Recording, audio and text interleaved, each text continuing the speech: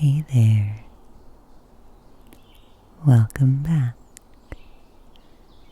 Here we are again, friends, out on the porch.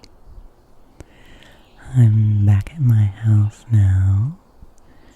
You can see all the beautiful green behind me and the beautiful rhododendron bushes, the fuchsia and white rhododendrons that are now just in full swing and are so gorgeous and lush. Both of those are bushes that we've had in our yard for many, many, many years, and that started out quite small.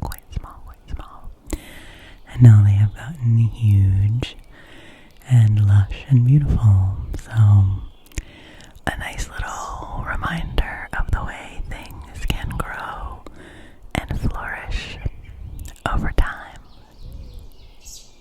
So the bird song was just amazing when I woke up this morning. It has been so cool and so diverse and so full lately, so lush. I keep using the word lush, but that's a word for this time of year. Things are lush in June. And I just got that feeling this morning. I woke up a little earlier than usual, just kind of naturally, and I was like, oh yeah, I gotta get out on the porch.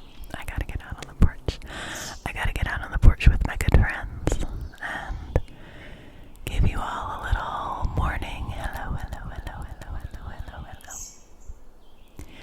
So I hope you're doing well. If you're listening to this in the morning, then I am here to give you a burst of support, a boost of energy, and hopefully a boost of confidence. I'm here to tell you that I believe in you and that you're going to have a great day. Whatever it is that you need to do today, whatever challenges you might be up against, you are going to manage them well. Yes, indeed. In fact, I'll just punch that in for you. We'll just dial that right in. Yeah, okay, just a little extra dose of patience with yourself and with the world. A little bit of self-love. Let's get that sprinkled in. In fact, let's do a lot of that.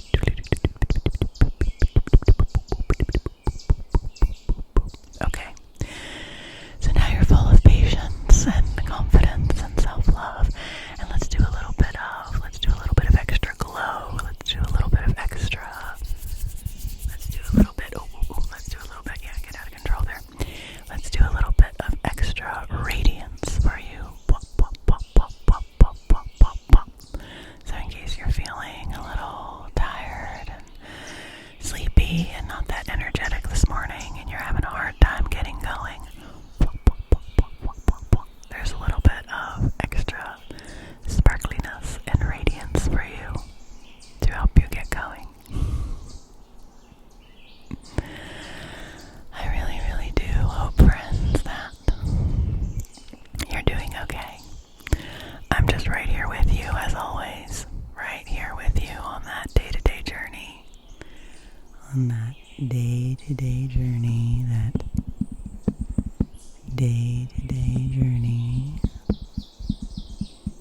to figure out what we're doing, to experiment, to try again and again and again, to do one thing and see if it works or not, and then try another thing and see if that works or not. Sometimes I just feel like that's all that I'm doing in life all the time, and I guess that's okay. I guess maybe that's good for life to be one big experiment. I'm always trying to get myself into routines that are supportive of me, and I usually manage to do that for like small amounts of time, but then those routines end up shifting and changing because of circumstance or the seasons or things like that. And so that's something else that I'm trying to recognize and acknowledge as a positive thing is when I can have routines that work for me and nourish me, even if they're just for a small segment of time. You know, if something works well for a few days or a couple weeks, or even if something just works well for one day. I remember, maybe I've told this story before, but I remember back when one of my good friends had a newborn, a very small baby, and that very small baby is now almost a teenager. But she was dealing with something with her child and trying to figure out a solution, and she figured out something that worked, and she was like, well, I don't know if this will ever work again. Maybe it's only going to work for this one time, for this one night. And I said to her, you know, if it works one time, if it works right now, then it is a success. You solved the conundrum that you were up against in this moment, and that counts for something. It doesn't have to be a forever solution in order for something to be valuable and to be helpful to you. So if you have found any supports in your life, any things that lift you up, that calm your nervous system, that nourish your body, that bring you positive feelings that allow you to move and grow and shift, then I congratulate you. I congratulate you. And if things for you, if your routine needs to look a little bit different from day to day, or you need to be constantly adjusting, then don't think of that as a bad thing.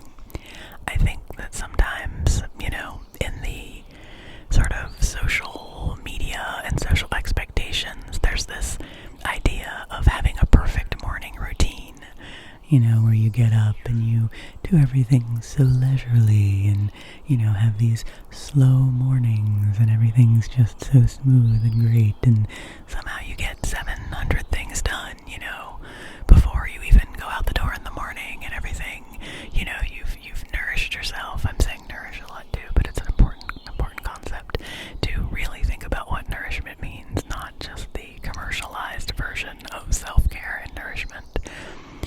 And I guess I'm just here to tell you that if your morning routine is not, something, I don't know, not social media worthy, if your morning routine is you doing the basic things that you need to do to get by and to get going and to take care of yourself, then again, I congratulate you on that. It doesn't have to be some picture perfect thing in order to be right for you, and it can be changing and evolving and growing every day. I'm just really focused this week, friends, on trying to have patience with myself, not be so harsh on myself. You know, it's something I've talked about a lot on this channel, and it's something that I have gotten a lot better about. Justin and I were having a conversation yesterday, and I was just like, why do I still get caught up in these spirals of being so hard on myself, and when I think I have made a mistake, or when I should have done something differently, and why do I still get so wrapped up in it sometimes? Why am I not, able to let it go? And I was having a moment of frustration. And Justin really reminded me that, yes, I still have those tough moments, those moments where I am wrestling my pain body to the ground and trying to, release the grip of my inner critic and all those sorts of voices. But Justin reminded me that I have also made a lot of progress, that I am not in the throes of that kind of self-recrimination the way that I used to be. I used to kind of live my whole life in that state years ago, and I certainly don't do that anymore. And I am facing those things head on right now. I have awareness. I can see that it's happening. I can see the negative thoughts coming up. I can see what is going on. And then I do my best. I do my best to use all my good nervous system tools, to use my embodiment practices, my breath, my awareness, my movement, all those things to try to help those times when I'm in that negative space, in that not very self-supportive space. I can minimize how long that I'm in that space, and it doesn't have to go on for hours and hours or days and days and days and days, which it used to do sometimes. So I think sometimes the more we are growing in our healing journey, sometimes it's hard to recognize the progress that we've made because we keep getting, more in the thick of it. And that's a brave thing for all of us to do. But it's important to also step back and recognize how far we've come. And sometimes, to just give yourself a little break from that intensity. And yesterday when I was feeling some of those feelings, I just had to say, okay, Devan, you're just going to feel crummy for a little while. And you're just going to have to let this pass. And so I went out in the garden and walked around. I distracted myself, but with some positive things. Distracted myself with uplifting, grounding activities of being outside and reading, from an uplifting book and things like that, instead of, going to things that might be negative or might be bad for my body or bad for my mental state in the long run as an escape, which I used to do a lot. I'm finding more positive ways to support myself in those moments, and again, to just bring in that self-kindness, and I really encourage you to do that as well. I've been doing that a lot. I'm kind of saying, you know what? I'm not having a great moment right now.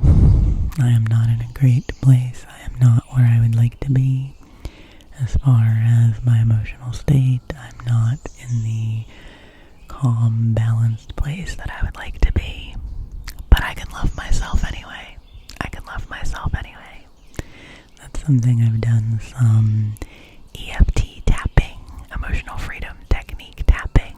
That's a really cool technique to look up if you don't know about it, and maybe learn how to do a little bit of it. There are a lot of videos about it, but it's a technique where you tap. I don't know if you'll be able to hear me tapping on my head, but where you tap on different pressure points on your face. I don't remember what all of them are, but you can very easily find a diagram or an instruction of this online, and you tap on all these different sort of meridian pressure points while you are saying these positive statements about whatever situation is, or the situation is that you're struggling with.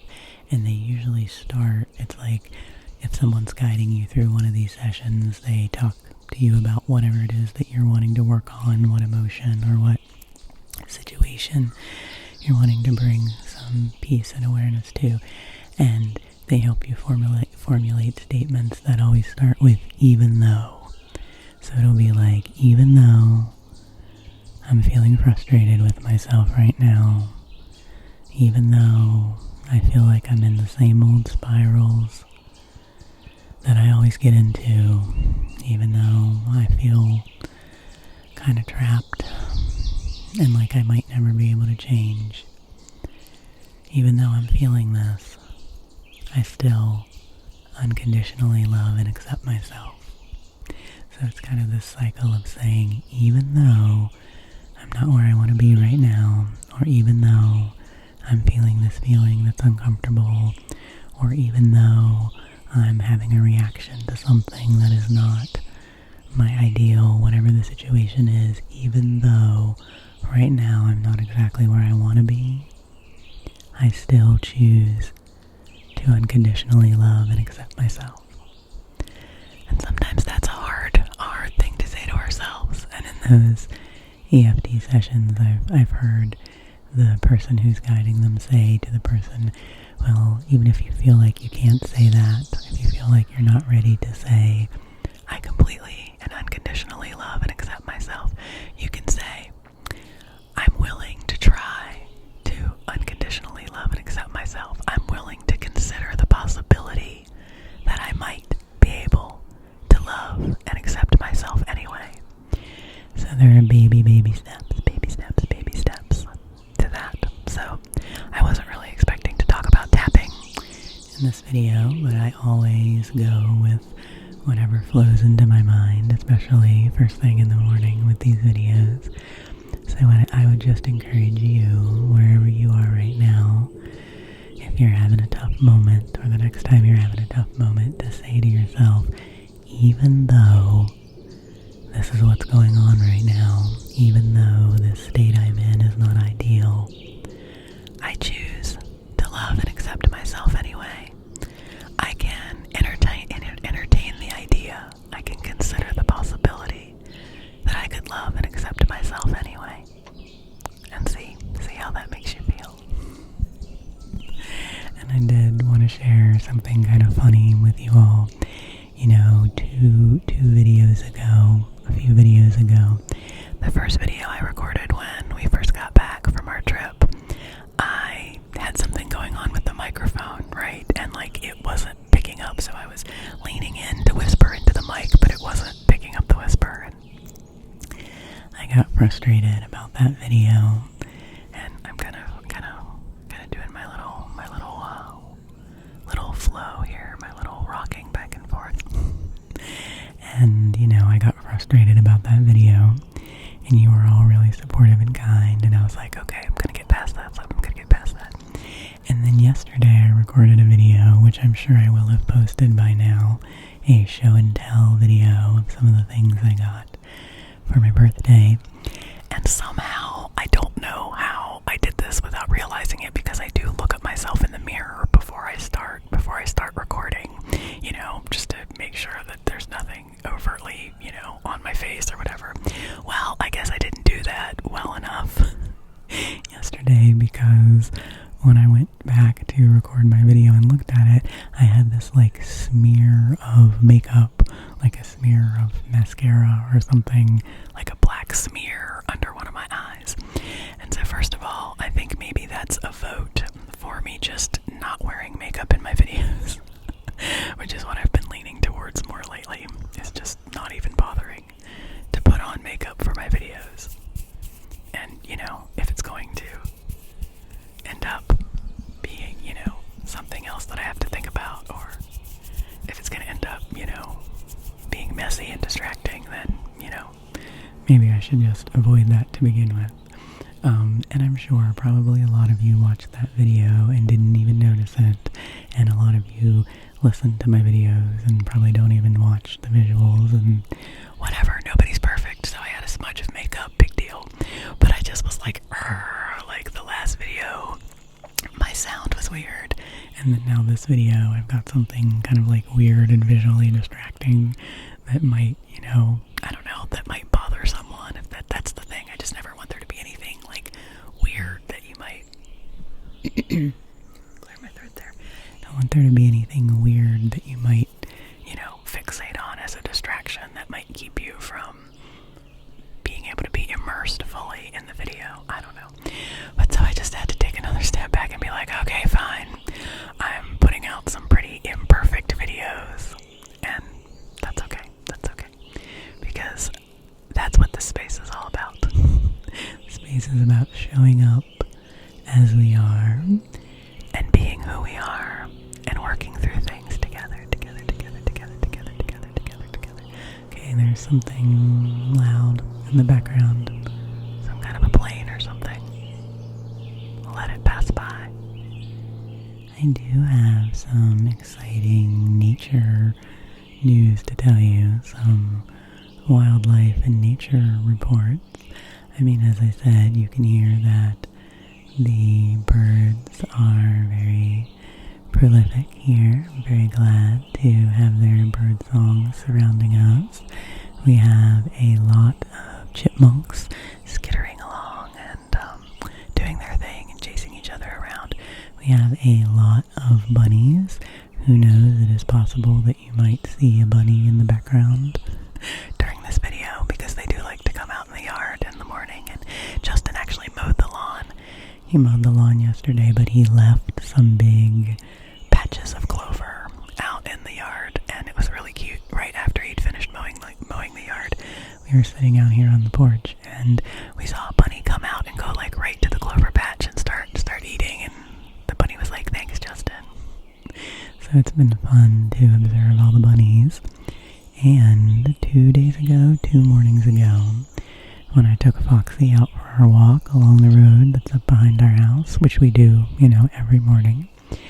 And, we often see squirrels and chipmunks and birds and sometimes bunnies and sometimes neighbors and neighbors' dogs and things like that. But 2 mornings ago, we were walking back home, and we were coming up our road from this side, and we had a black bear come out and walk across the road in front of us. Like, not right in front of us. It wasn't, right on top of us, but it was not that far ahead of us. So it just came down out of the woods along the road. It was very focused on what it was doing. It was looking straight across the road. It wasn't, running or lumbering or anything like that, however you would describe a bear moving fast. But it was moving in a steady direction. It wasn't really meandering, and it didn't look at us at all. It didn't even see us. I'm sure that it didn't. It was just doing its thing. So it just crossed the road in front of us and went through the woods on the other side, and we could hear it go down through the woods, and it was really, really cool to see. We have had bears in our yard before. 2 years ago, we actually had a bear come up on our porch. A small bear, a young bear, actually came up on our porch and was sniffing around, and that was pretty wild. We were inside and saw it, and we're like, whoa. And we've had bears pass through our yard and be in the woods over here between our house and the neighbors. But that's the first time I've ever had one cross my path when I was out on a walk. And so I would say it was a medium-sized bear. It wasn't a giant bear, but it wasn't, I think it was a full-grown black bear. So, yeah, so that was pretty exciting. And so we just waited until, it had a little bit of time had passed until it went down in the woods, and you could hear that it was going down into the woods. And so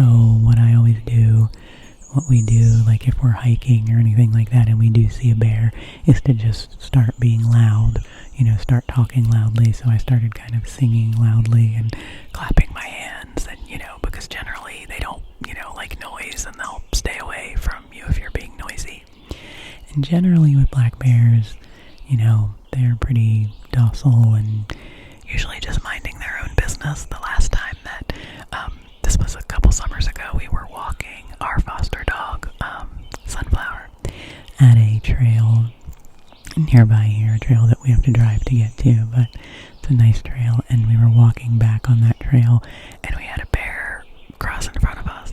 And that time when the bear crossed our path, it was so funny. It was a little farther away that time, but the bear turned and looked at us and did see us, and the bear had got the funniest look on its face. It looked like it was embarrassed. It was like, "Oh, sorry guys, I didn't mean to be in your path," and then it just kept going. I feel like bears always look embarrassed when you see them. When they get discovered, they're like, oh, sorry, didn't mean to, didn't mean to be in your way, didn't mean to be, didn't mean to be where, we might bother someone. So, but anyway, so that was exciting. So we saw the bear, we just kind of, made some noise and then made our way back home. But so now I have a whistle that, I wear.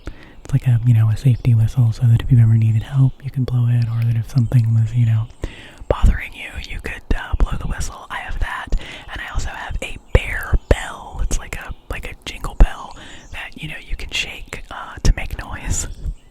And so I'm now carrying those with me in case we see any more bears. The chances of that happening again are probably slim, but it was exciting. So we really, when we saw a fox recently, and we've been hearing lots of owls at night, and we've been hearing coyotes at night. We've been hearing, they're kind of in the distance that way, and they sound incredible. Like, they're just, the tone of their calls, of their howls, or whatever you would call them. It's so cool. The first night we heard it, the high school is a few miles away. What kind of a gesture is that? In that direction. And so sometimes if they have things going out like on the lawn or out on the sports fields, that they have, that they're, people talking into microphones or things like that, sometimes we can kind of hear that in the distance. And I heard this sound that night and I was like, is that people singing? It sounded like people singing and chanting in the distance. And then when I really listened closely, I was like, oh no, that's the coyotes. That's the coyotes, like doing these crazy, like melodic chanting howls. So, all that to say that I think the wildlife around here is doing really well. And I'm really thankful to live in a place where I can feel connected to that. And have that as part of a reminder that I am an animal and I am part of the natural world, and that nature can be such a balm and such a tool for getting back to that part of ourselves that knows our place in the world. I think that's the thing that probably makes me the most sad that we have lost as humans, is that I don't feel like bears and birds and most animals are going around saying, what is my purpose in life? Does my life have meaning? What is it that what am I meant to do today? Am I doing the right thing? I don't think many animals get to the end of the day and spend time in self-recrimination thinking that they didn't do the right thing that day. And obviously, I'm thankful for our ability to, think and analyze as humans, and that's very valuable. But there's something to be said for that inner knowing, for that intrinsic knowing that there is in the natural world, this intrinsic knowing of, this is my place in the world, and this is where I fit, and I belong. That feeling of belonging, like this is my place in the natural tapestry of life, and I know that I belong here, and that I have a place, and that I'm part of a community, and that's something that just happens in the natural world, and that's just the way it is, And as humans, we've,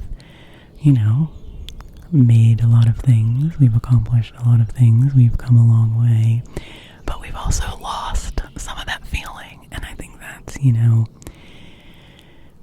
not to get too philosophical about things, but I think that's one of the things that we've lost in the sort of individual-based society that we live in, where everything is about you as an individual and what you do and what you accomplish.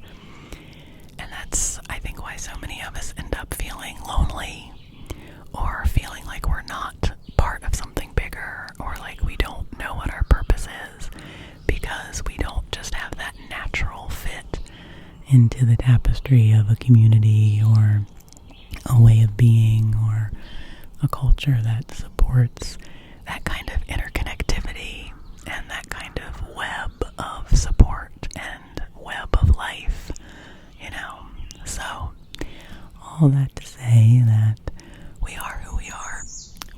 We are humans. We are where we are at this moment in human evolution. So we can't just completely turn our brains off and say, okay, we're gonna go back to being animals that don't have so many things to worry about. This is where we are.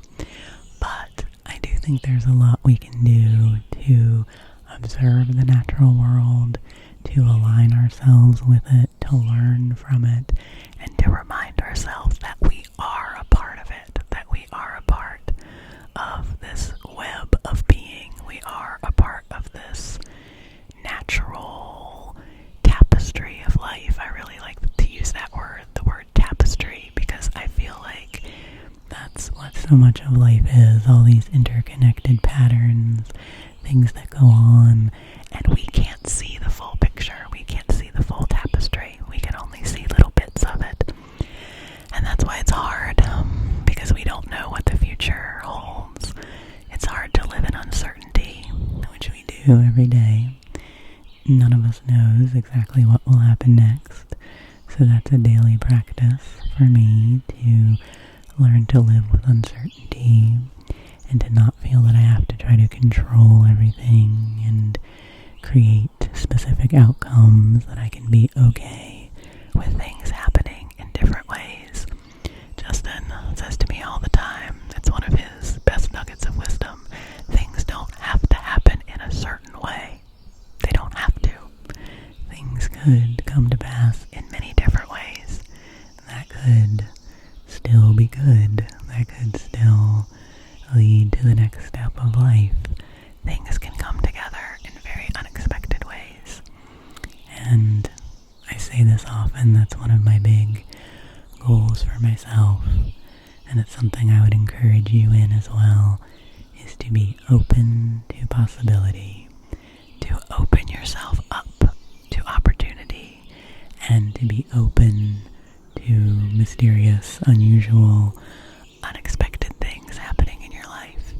The more narrow, I feel like the more narrow I am in the way I think things have to be, the more I miss out on possibilities and opportunities and things that I might not ever have expected that bring a lot into my life. A hummingbird just went zooming up here. We have the hummingbird feeders up. I love the hummingbirds. They're definitely one of my favorite seasonal friends in the garden. Okay. Well, I think this has been a good little moment outside. It's still nice and cool in the mornings. It's probably only about 50 degrees right now, and I love that because since since I've got a lot of fire in me these days, I really enjoy these cool mornings, and I can get outside, and then when it gets super hot in the day, I kind of have to, go inside and take a little rest and, not be out in the bright sun. But I like all the different phases and elements of this season, and I'm glad to be here right now with you. So again, if you're listening to this in the morning, I'm wishing you a great day. If you're listening to this at night, I should have said this earlier, if you're listening to this at night, I am here to help you wipe away anything of the day that you need to release and be ready for a good night's sleep so that you can get up tomorrow and do it again. I mean, that is the thing, there are all these sayings about, how you live your days is how you live your life, and et cetera, which, sometimes can seem a little daunting, but it's not to put pressure on ourselves. I don't like to put pressure on myself that each day has to be perfect, but I do like to recognize that each day has value, and each day, it really is all we have, because each day that we're in, each moment leads into the next moment, to the next moment, to the next moment, and we're really just living in one big long moment, and it's just our way of thinking that separates things into the past and the present and the future, but it's really just one long lifetime moment that we are living, and that's pretty miraculous. So I wish you a beautiful moment in time right now, in this beautiful lifelong moment of you that you are living. I'm so glad that you are alive and in this world. I'm so glad that you are doing the best you can each day. I'm so glad that you're bringing your light, and your energy and your ideas and your creations and your thoughts into the world. I'm so glad that you are touching the lives of other people and making a difference for them. And I hope that as you give to others in your life, that you are also making space to receive, that you can receive kindness and love and blessings and all the beautiful things in this life that you deserve, because you are worthy. Remember what I always say. What do I always say? You are lovable and valuable and irreplaceable. And I want you to remember that. I want us all to remember that, okay? Okay. So have a great day. Have a good night. Take good care of yourself. Rest well. Be well. Live well. And I will see you